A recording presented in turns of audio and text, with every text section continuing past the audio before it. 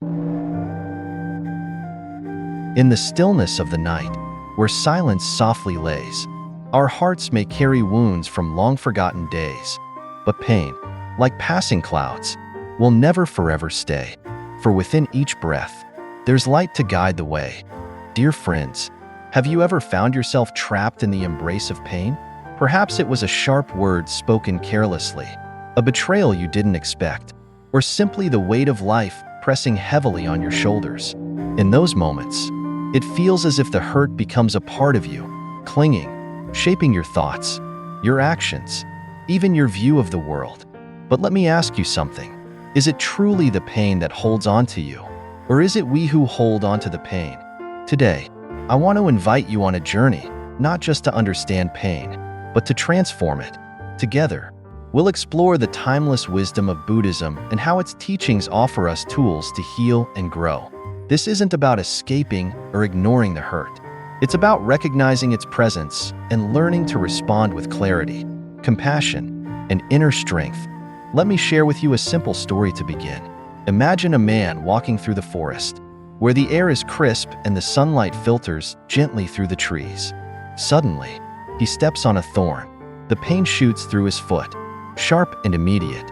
Instinctively, he sits down, examines the wound, and removes the thorn. He tends to it, allowing it to heal. Now picture this. Instead of removing the thorn, the man decides to leave it in place, blaming the forest for his suffering. With every step, the pain worsens, the thorn festers, and his journey becomes unbearable. Who is truly at fault here? The thorn, or his refusal to let it go? In many ways, we are that man. The forest represents life, a place of beauty but also inevitable challenges. The thorn is the pain we encounter, and our response determines whether we carry it with us or release it to heal.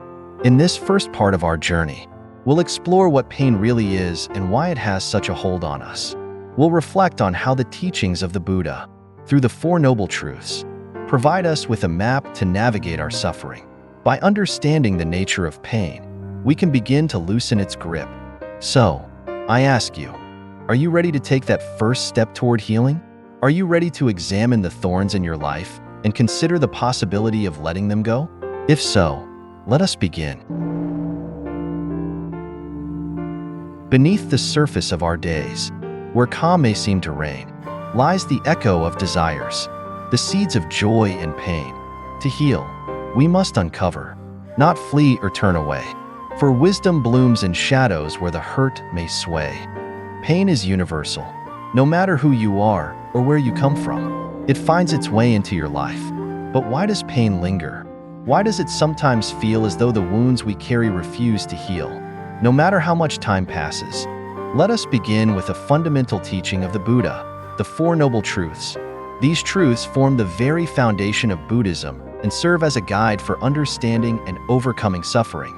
The first truth is simple yet profound. Life is full of suffering. Now, this may seem pessimistic at first glance, but let us look deeper.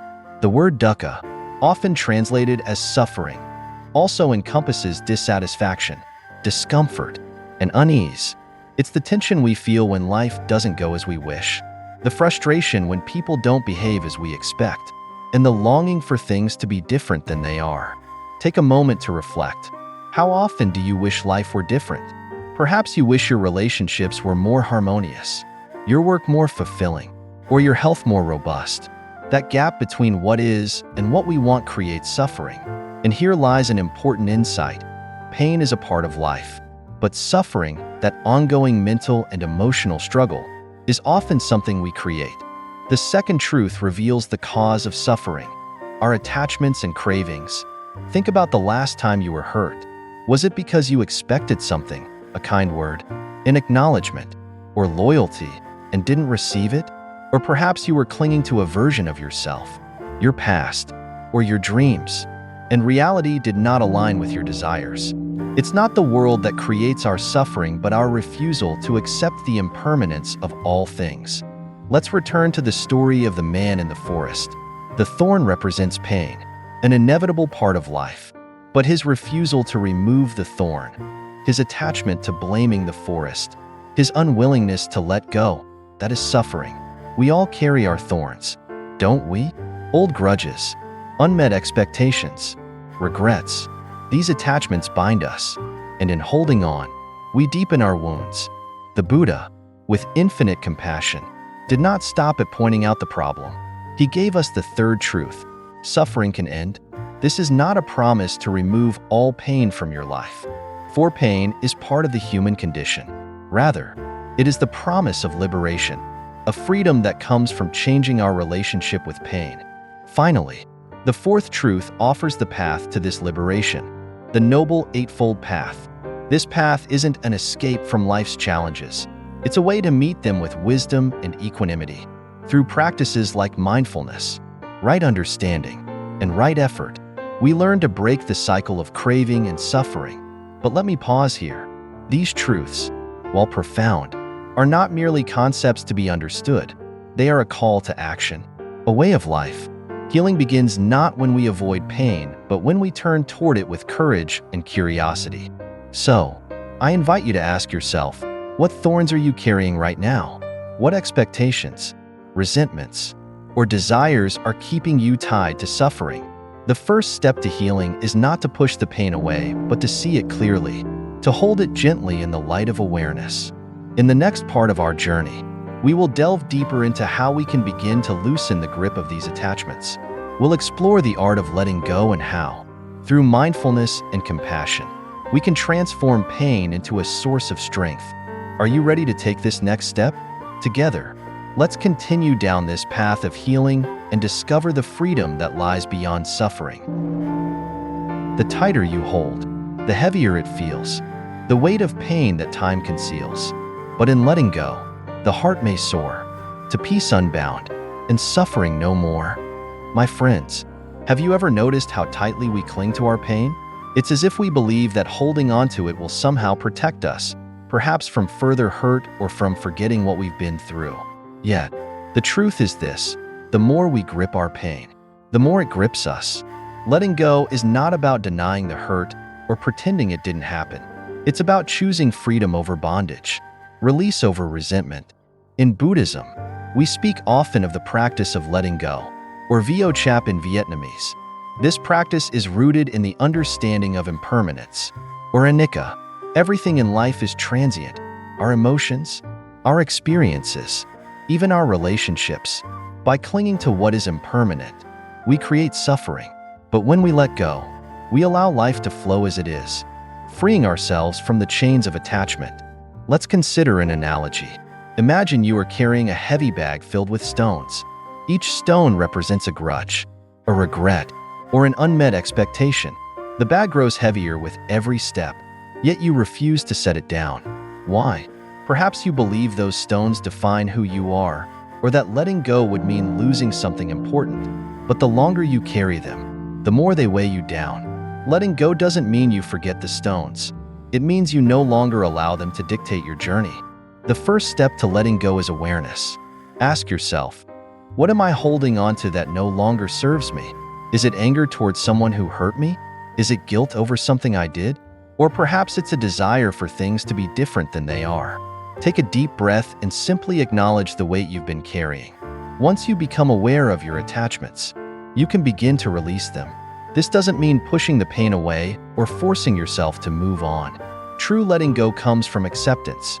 It's about sitting with your pain, seeing it for what it is, and recognizing that it does not define you. As Thich Nhat Hanh beautifully said, letting go gives us freedom, and freedom is the only condition for happiness. One powerful practice to support this process is mindful breathing. When you feel overwhelmed by pain or anger, pause and focus on your breath. With each inhale, acknowledge your emotions. I feel hurt. I feel angry. With each exhale, imagine releasing those emotions. I let it go. This simple practice reminds us that, like the breath, our pain is impermanent. It comes and goes, and we are not bound to it. Another transformative tool is loving kindness meditation, metta. This practice allows us to cultivate compassion, not just for others, but for ourselves. Begin by sitting quietly and repeating these phrases. May I be happy. May I be free from suffering. May I live with ease. Then, extend these wishes to others, someone you love, someone neutral, and eventually someone who has hurt you. This may feel difficult, especially when directed toward those who caused your pain. But it is here that healing truly begins. By letting go of anger and replacing it with compassion, we free ourselves from the cycle of resentment. Letting go is not an act of weakness. It is an act of courage. It is a recognition that clinging to pain only deepens our suffering. When we release our attachments, we create space for peace, for joy, and for the present moment. So, my friends, I ask you, what is one thing you are ready to release today? Perhaps it's an old hurt, a lingering grudge, or a desire for something you cannot control.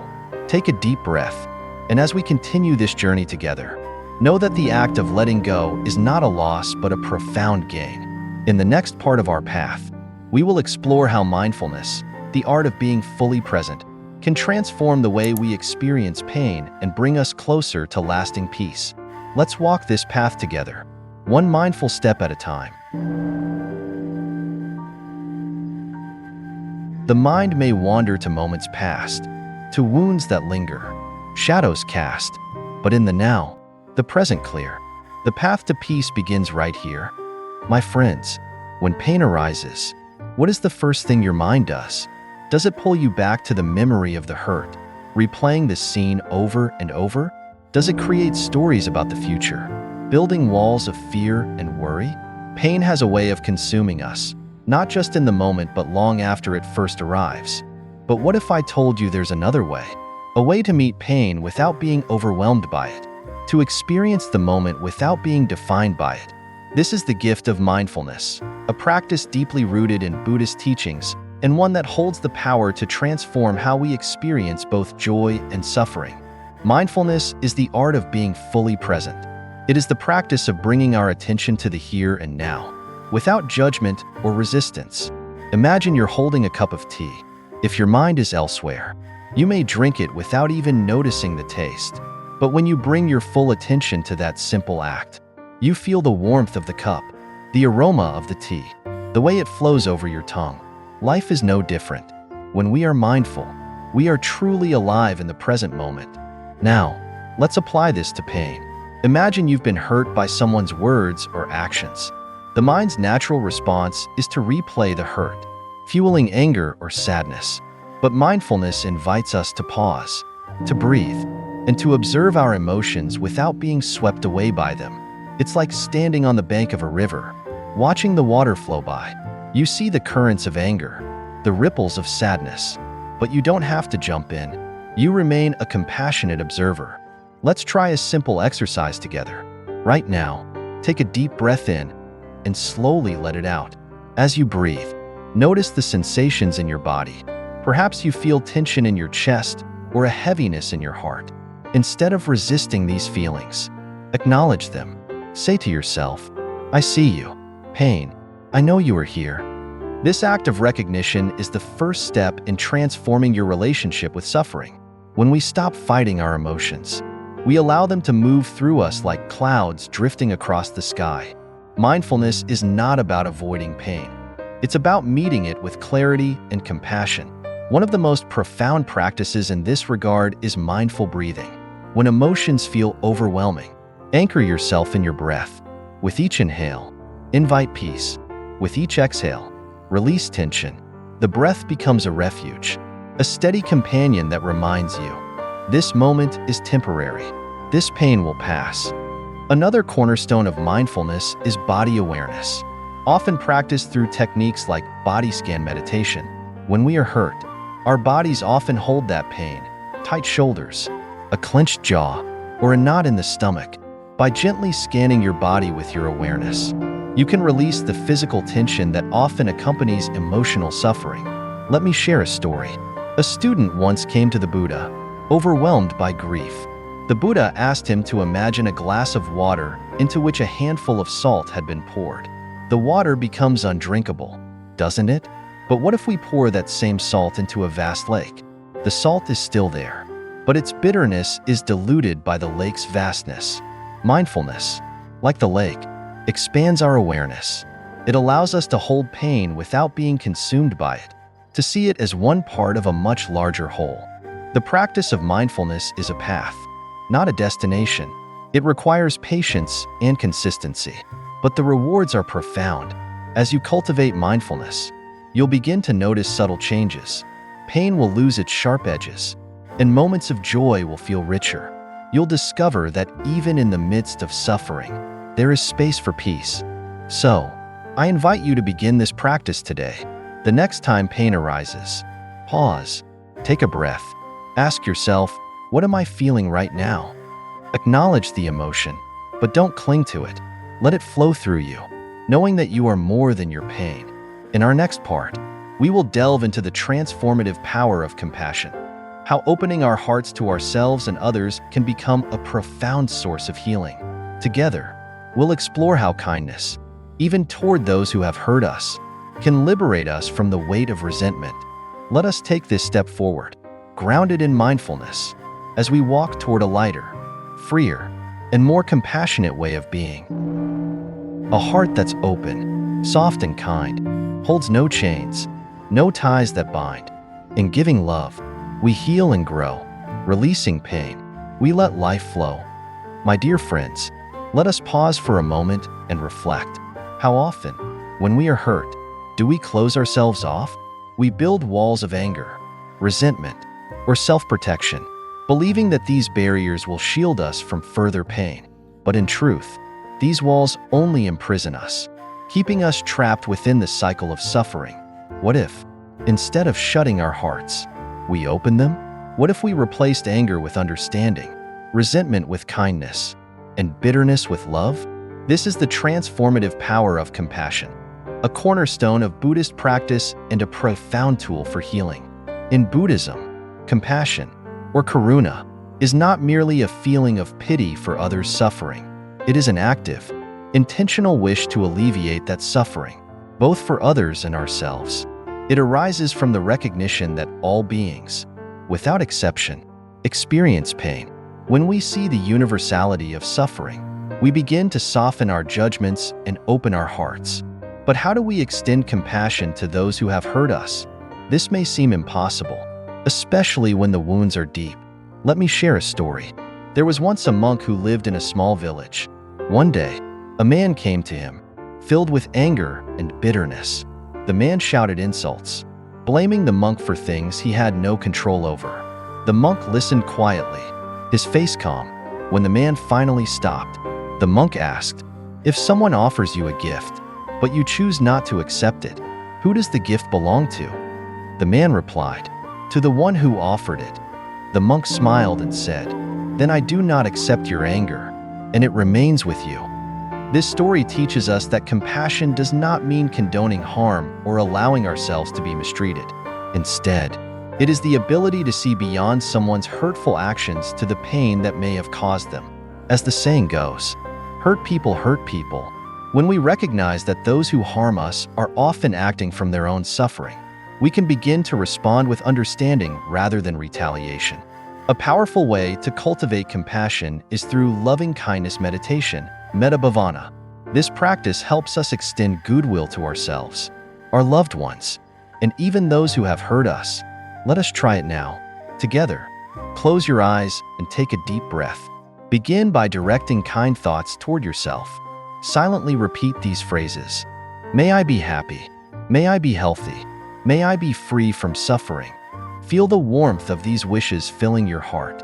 Next, think of someone you love. Imagine their face and silently say, "May you be happy. May you be healthy. May you be free from suffering." Now, expand this circle to someone neutral, perhaps a coworker or a neighbor. Finally, direct these wishes towards someone who has hurt you. This step may feel difficult, but remember, you are not condoning their actions. You are choosing to free yourself from the weight of anger and resentment. May you be happy. May you be healthy. May you be free from suffering. Notice how this practice begins to shift your perspective. Compassion is not just a gift to others. It is a profound act of self-care. When we release anger, we create space for peace and joy to take root. Compassion also involves forgiving ourselves. How often do we carry guilt or shame for mistakes we've made? Buddhism teaches us that no one is perfect. Acknowledge your flaws, but do not let them define you. As the Buddha said, you, yourself, as much as anybody in the entire universe, deserve your love and affection. My friends, compassion is a practice, a muscle that grows stronger with use. It requires patience and persistence, but the rewards are boundless. By opening our hearts, we not only heal our wounds, but also create ripples of kindness that touch everyone we encounter. As we continue this journey, I invite you to reflect. Who in your life could use your compassion today? Is it a friend, a family member, or perhaps even yourself? Take a moment to offer them a kind thought, a gentle word, or a compassionate action. In the next part of our path, we will explore the role of forgiveness, not as an obligation, but as a choice to free ourselves from the chains of the past. Together, we'll discover how forgiveness can become one of the greatest acts of liberation. Let us walk forward with open hearts and steady minds, embracing the healing power of compassion in every step. Forgiveness is the gentle rain that washes clean the deepest pain, not for the world, but for your soul. It breaks the chains. It makes you whole. Dear friends, let's begin this part of our journey with a simple question. What does forgiveness mean to you? Is it forgetting the wrongs done to you? Is it excusing someone's behavior? Or is it something deeper, something that transcends the act itself? In Buddhism, forgiveness is not about condoning harm or pretending that the pain didn't exist. It is about releasing ourselves from the grip of anger, resentment, and bitterness. Forgiveness is not for the benefit of the one who hurt us. It is a gift we give to ourselves. Imagine you are carrying a heavy backpack filled with rocks. Each rock represents a grudge, a hurtful memory, or a lingering anger. The more you carry, the heavier the load becomes, weighing you down as you try to move forward. Forgiveness is the act of putting that backpack down. It doesn't mean you forget the rocks or pretend they weren't there. It means you choose not to carry them anymore. But how do we forgive, especially when the pain is fresh or the wound is deep? Let me share a teaching from the Buddha. Holding on to anger is like grasping a hot coal with the intent of throwing it at someone else. You are the one who gets burned. This simple truth reminds us that anger harms us more than the one we direct it toward. When we forgive, we do not erase the past, but we reclaim our present. Forgiveness allows us to release the hot coal and free ourselves from suffering. The process of forgiveness. Forgiveness is a journey, not a one-time act. It begins with acknowledging the hurt. Allow yourself to feel the pain fully without suppressing or denying it. Sit with it, breathe through it, and say to yourself, "This hurt is real, and it's okay for me to feel it." Recognizing your pain is the first step toward healing.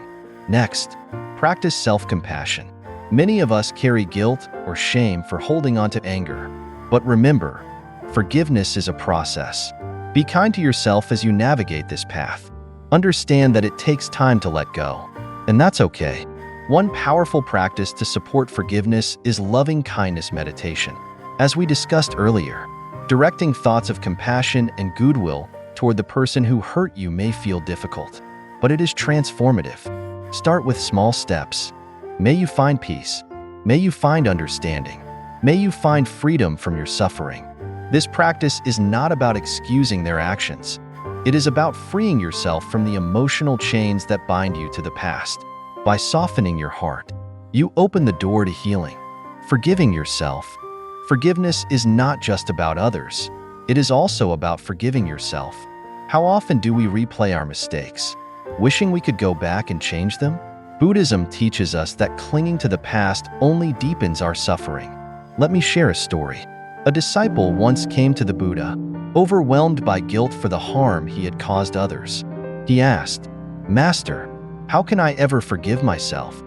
The Buddha replied, "If you drop a single drop of dye into a small glass of water, it will stain the entire glass.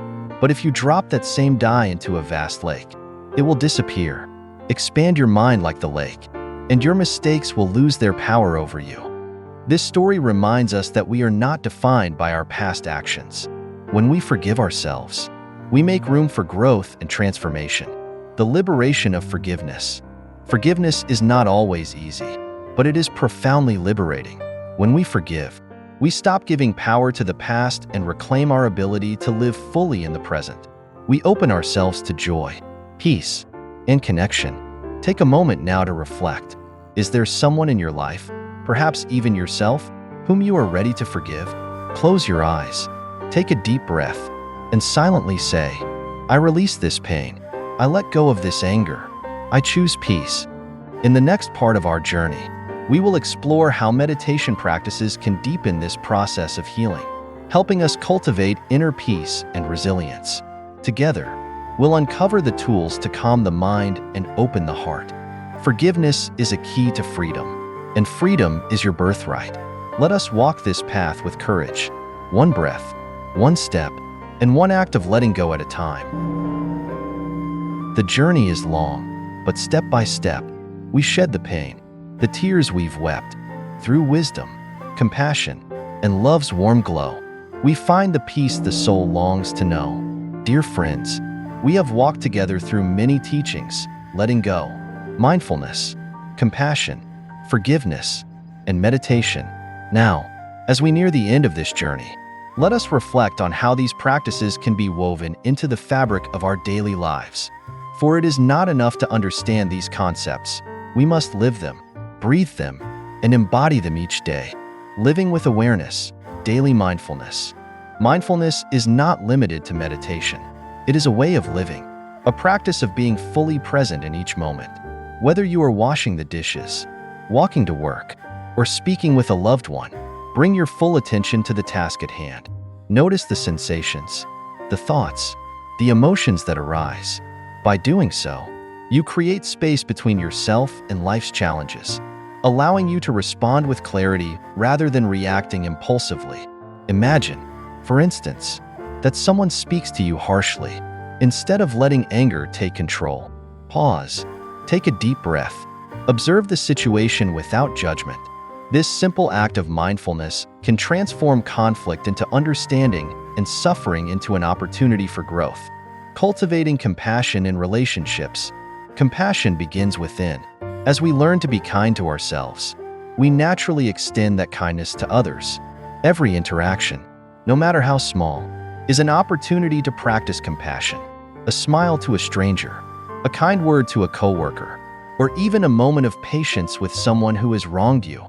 All these acts ripple outward, creating waves of positivity. But what about the difficult relationships? The people who test our patience or hurt us deeply? Remember the teachings of loving kindness meditation. When you find it hard to forgive or understand, silently repeat, may they be happy, may they be free from suffering. This practice does not change the other person, but it changes your heart, freeing you from the chains of resentment. Releasing attachments, a daily practice. Letting go is not a one-time event. It is a continuous practice. Life will always bring new challenges, new pains, and new attachments. The key is to meet each moment with openness and flexibility, understanding that everything is impermanent. Each day, ask yourself, what am I holding on to that no longer serves me? Is it an old grudge, a fear of the future, or an unrealistic expectation? Breathe deeply and imagine releasing it, like a leaf floating down a stream. In letting go, you create space for joy, peace, and new possibilities. Meditation as a foundation for peace. Commit to a regular meditation practice, even if it's just 5 or 10 minutes a day. This time is a gift to yourself, a chance to center your mind, calm your emotions, and reconnect with the present moment. Over time, you will notice that this practice strengthens your resilience and deepens your sense of inner peace. Try this each morning. Before starting your day, sit quietly and focus on your breath. Set an intention for the day, such as, today, I will respond with kindness. Today, I will release what I cannot control. This simple ritual can set the tone for a mindful and compassionate day. The wisdom of impermanence. As we go through life, we often cling to the belief that things should remain as they are, that happiness should last forever, or that pain will never fade. But the Buddha taught us that impermanence is the nature of all things. By embracing this truth, We learn to savor life's joys without attachment and endure life's sorrows without despair. Each sunset fades, but it promises a new dawn. Each storm passes, leaving the air clearer and fresher. Let this wisdom guide you through life's inevitable ups and downs, building a life of liberation. Liberation is not a destination. It is a way of being. It is the freedom that comes from living in alignment with the truths we have explored. By integrating mindfulness, compassion, forgiveness, and letting go into your daily life, you begin to break free from the patterns of suffering that once held you captive. Let me leave you with a story.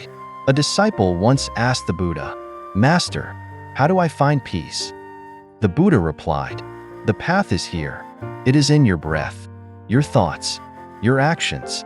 Peace is not found in the absence of challenges, but in the way you meet them." A final reflection. As we conclude this journey together, I invite you to take a deep breath.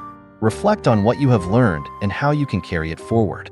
Healing and peace are not grand, dramatic events. They are found in the small, steady choices you make each day. So, I ask you, how will you take your next step? Will it be with kindness, with awareness, with courage? Remember, the tools you need are already within you. The path to liberation is yours to walk, one mindful step at a time. Thank you, dear friends, for sharing this journey with me. May you find peace in your heart, clarity in your mind, and joy in your life. May you be free from suffering, and may you walk the path of wisdom with grace and love. Let us part with this thought. You, as much as anyone in the entire universe, deserve your love and compassion. Go forth in peace, and may your journey be one of light and liberation.